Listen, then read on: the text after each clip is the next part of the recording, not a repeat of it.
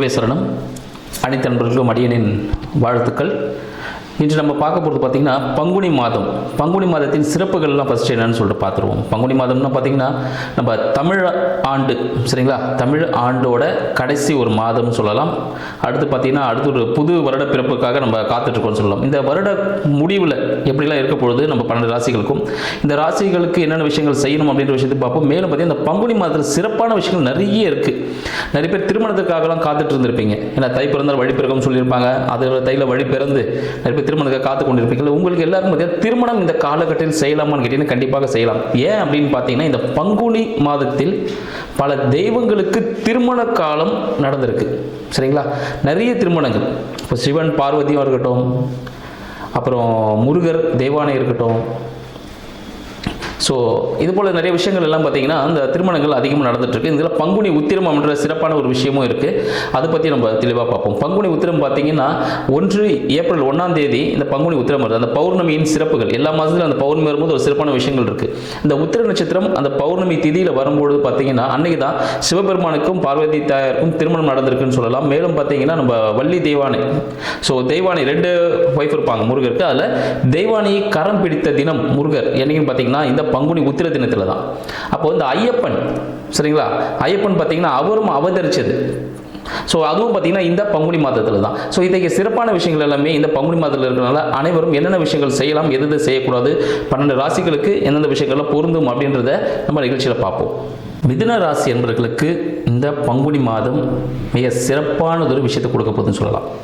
மிதுன ராசி என்பவர்களுக்கு பார்த்தீங்கன்னா இந்த பங்குனி மாதம் ஒரு கடவுளே வந்து உங்களுக்கு கொடுக்கக்கூடிய ஒரு வரம்னே சொல்லலாம். அத்தகைய ஒரு சிறப்பான விஷயங்கள் உங்களுக்கு காத்துட்ருக்கு. தந்தையாரின் அனுகூலங்கள் மிக மிக ஈஸியாக உங்களுக்கு கிடைக்கும். இதுவரை தந்தையோட சப்போர்ட்டே இல்லாமல் இருக்கேன், இல்லை தந்தை வழியில் ஏதாவது சொத்து கிடைக்காம இருக்குது, எடுத்தவொடனே சொத்துக்கு போயிட்டேன் அப்படின்னு நினைக்கக்கூடாது. மிதுன ராசி என்பவர்களுக்கு எப்படி இருக்குன்னு பார்த்தீங்கன்னா தானாகவே அதான் பழம் நழுவி பாலில் விழுந்துன்னு சொல்லுவாங்க பாருங்கள், அது போல் ஒரு விஷயமா தான். ஸோ நீங்கள் தொட்ட விஷயங்கள் அனைத்தும் தொடங்கக்கூடிய ஒரு மாதமாக இந்த பங்குனி மாதம் விளங்க போகுதுன்னு சொல்லலாம். ஏன்னா உங்களோட இந்த மாதத்தில் ஆன்மீக அழைப்புகள் நிறைய வருவதற்கான வாய்ப்புகள், முக்கியமாக முருகன் கோவில், முருகன் சார்ந்த விஷயங்கள், இல்லை பார்த்தீங்கன்னா நரசிம்மர், பிரத்யங்கரா தேவி, இது போல் சார்ந்த விஷயங்கள், இல்லை பெருமாள் சார்ந்த விஷயங்கள் உங்களை தேடி வீட்டுக்கு வருவதற்கான வாய்ப்பு உண்டு. ஏதாவது ஒரு பொருள் வரும், இல்லை ஒரு பத்திரிகையாவது வரும், அட்லீஸ்ட் அந்த கோவிலுக்கு போகலான்னு உங்களை கூப்பிடுவாங்க. இந்த அழைப்பு கண்டிப்பாக மிதுன ராசி என்பவர்களுக்கு இந்த பங்குனி மாதத்தில் கண்டிப்பாக நடக்கும், சரிங்களா. அப்போ என்ன விஷயம், ஒரு பாக்கியமான விஷயமும் உங்களுக்கு காத்துட்டு இருக்குல்ல. அப்போ எந்த ஒரு ஜாக்பாட்னு பாருங்கள் உங்களுக்கு. அது பார்த்தீங்கன்னா இந்த மிதுன ராசி என்பவர்களுக்கு யாரெல்லாம் படிப்புக்காக இந்த வாட்டி எக்ஸாம்ஸ் எழுத போகிறீங்களோ கொஞ்சம் கவனமாக இருக்கணும். கண்டிப்பாக கொஞ்சம் லேசியாக இருப்பாங்க, லைட்டாக சரி நாளைக்கு படிச்சுக்கலாம், சரி இப்போ தூங்கலாம், கொஞ்சம் ரொம்ப டயர்டாக இருக்கே அப்படின்னு, இல்லை எவ்வளோ படித்தாலும் மறந்து போதே அப்படின்னு சொல்லிட்டு நிறைய விஷயங்கள் இருக்கும். அதிகாலையில் எழுந்து படிப்பது மிதுன ராசி என்பவர்களுக்கு இந்த காலத்தில் ஒரு முக்கிய அறிவுரையாக வச்சுங்க. அதிகாலையில் கொஞ்சம் எழுந்து படிச்சிங்கன்னா அது எல்லாமே உங்களுக்கு மைண்டில் அப்படியே நிற்கும். அனைத்து நண்பர்களுக்குமே நம்ம மிதுன ராசி நண்பர்களுக்கு இந்த காலகட்டத்தில் கொஞ்சம் படிப்பில் கவனம் அதிகம் தேவை, சரிங்களா. வருமானம் சம்மந்தப்பட்ட விஷயங்கள் கொஞ்சம் இந்த மாதத்தில் வந்து கொஞ்சம் குறைஞ்சி ஏறி தான் போயிட்டுருக்கும். இதுவரை ஒரு நல்ல ஸ்டாண்டர்ட் சேலரி வந்திருந்தாலும் இந்த மாதத்தில் சின்னதாக பார்த்தீங்கன்னா ஒரு ஏற்ற இறக்கங்கள் வருவதற்கான வாய்ப்புகள் உண்டு அப்படின்னு சொல்லலாம். இல்லை புதிய முயற்சிகளில் உங்களுக்கு எப்படி இருக்கும், புதிய முயற்சிகள் ஒரு விதமான அழுத்தத்தை ஏற்படுத்தும். புதிய முயற்சிகளை செய்யும்போது என்ன ஆகும், ஆல்ரெடி ஒரு 2 வருமானம் இல்லை ஒரு வருமானம், கண்டிப்பாக மிதுனராசிக்கு ஒரு 2 வருமானம் வந்துட்டு இருக்குன்னு வச்சுக்கோங்க. இப்போ அடுத்து ஒரு வருமானம் வரணும்னா இன்னொரு புதுசாக ஒரு முயற்சி எடுத்தீங்கன்னா இப்போ 2 வேலை செய்யறதுல 3 வேலை செய்வோம். அப்போ என்ன ஆகும், ஒரு அழுத்தம் ஏற்படுமானா அழுத்தம் ஏற்படும். டைம் பத்தாது இல்லை, அரை மணி நேரம் ஒரு வேலை செய்கிறோம், அப்போ 1 மணி நேரத்துக்கு 2 வேலை செய்கிறோன்னா இப்போ இந்த 1 மணி நேரத்தில் 3 வேலையை செய்யும்போது என்ன ஆகும், ப்ராஃபிட் வருமானம் கண்டிப்பாக வரும், லாபம் கண்டிப்பாக உண்டு. ஆனால் இதற்கான வேலை சார்ந்த விஷயத்தில் ஒரு விதமான புதிய முயற்சிகள் அழுத்தம் ஏற்படும். நீங்களே உங்களை ப்ரெஷர் பண்ணிக்கிற மாதிரி ஒரு ஃபீல் இருக்கும். ஆனால் வருமானம் நல்லா வரும் அப்படின்னே சொல்லலாம். மேலும் பார்த்தீங்கன்னா உங்களோட வீடு சார்ந்த விஷயங்களில் ஏதாவது ஒரு பெயிண்டிங் ஒர்க் இருந்துச்சு அதில் கொஞ்சம் பண்ணிவிடுங்க. வண்டி வாகனங்களில் சிறிய பழுதுகள் ஏற்படுவதற்கான வாய்ப்புகள் உண்டு, சரிங்களா. இந்த ஆயில் மாத்திரம் மாற்றிடுங்க. அந்த ஒயர் கனெக்ஷன்ஸ் ஏதாவது கட் ஆகிறதுக்கான வாய்ப்புகள் உண்டு. வண்டி வாகனத்தை ரெடி பண்ணி வச்சுட்டு எங்கேயாவது ட்ராவல் பண்ண போங்க. ஏன்னா போகிற வழியில் கண்டிப்பாக வண்டி ஆஃப் ஆகிறதுக்கான சான்சஸ் நிறைய உண்டு. கார் வச்சிருந்தாலும் சரி, பைக் வச்சிருந்தாலும் சரி, இல்லை ஏதாவது பெரிய வாகனங்கள் வச்சிருந்தாலும் இந்த விஷயங்கள் நடப்பதற்கான வாய்ப்புகள் உண்டு. டிராவல் ஏஜென்சிஸ் யாராவது நடத்திட்டு இருக்கீங்கன்னா கண்டிப்பாக வண்டிக்கான விஷயங்கள் என்னென்ன டாக்குமெண்ட் வேணுமோ அது எல்லாமே ரெடி பண்ணி வச்சிருங்க. அதுக்கான விஷயங்கள் எல்லாம் செக் பண்ணி பார்த்துட்டு அதுக்கப்புறமா டிராவல்ஸ் நீங்கள் நடத்துறது ரொம்ப சிறப்பான ஒரு பலனை கொடுக்கும்னு சொல்லலாம். தாயாரின் உடல்நிலை சார்ந்த விஷயங்கள் இல்லை தாயாரின் சொத்துக்கள் சார்ந்த விஷயங்கள் உங்களுக்கு அனுகூலமாக இந்த காலகட்டத்தில் வரும்.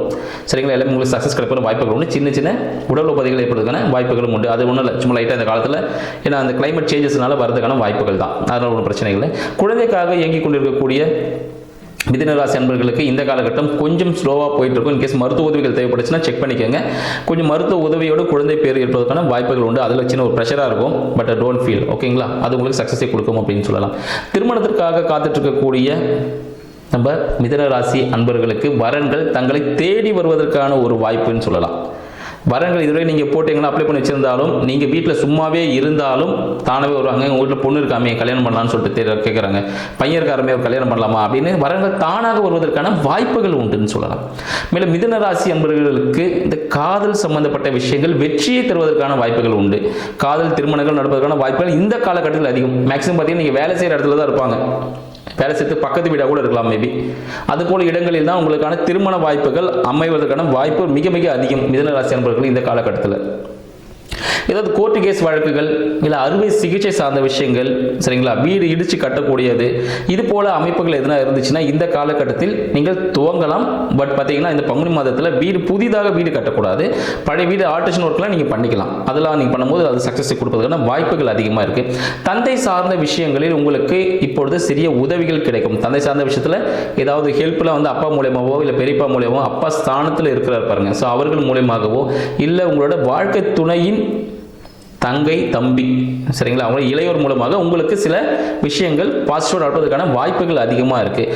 தொழில் சார்ந்த விஷயங்களில் புதிய முதலீடுகளை செய்வதை இந்த காலகட்டத்தில் நீங்கள் தாராளமாக செய்யலாம். அது உங்களுக்கு அடுத்து ஒரு வளர்ச்சியை கொடுக்கும். ஏன்னா ஆல்ரெடி சொல்லியிருந்தேன் மிதுன ராசி என்பவர்களுக்கு ஒரு ப்ராஃபிட்டுக்கான நல்ல விஷயங்கள் நடந்துட்டு இருக்கு அப்படின்னு சொல்லிட்டு. மேலும் பார்த்தீங்கன்னா உங்களோட மூத்தவர்கள், சரிங்களா, மூத்த சொல்கிற அக்கா அண்ணன் யாராவது இருந்தாலும் சரிங்களா, அவர்கள் மூலமாகவும் உங்களுக்கு ரொம்ப நல்ல விஷயங்கள். அவங்களுக்கு ஏதாவது உதவிகள் நீங்கள் செய்யும் பொழுது மிதுன ராசி அன்பர்கள் உங்களோட மூத்தவர்களுக்கு ஏதாவது உதவிகள் செய்யும் பொழுது, உங்களோட வயதில் மூத்தல் யார் வேணாலும் இருக்கலாம், அண்ணா அக்கால் வேற எந்த ரிலேஷனாக இருந்தாலும் சரி, அவங்களுக்கு நீங்கள் உதவிகள் செய்யும் பொழுது உங்களுக்கு அதே உதவி இரட்டிப்பாக வேறு ஒரு நபர் மூலமாக வந்து கிடைக்கும்.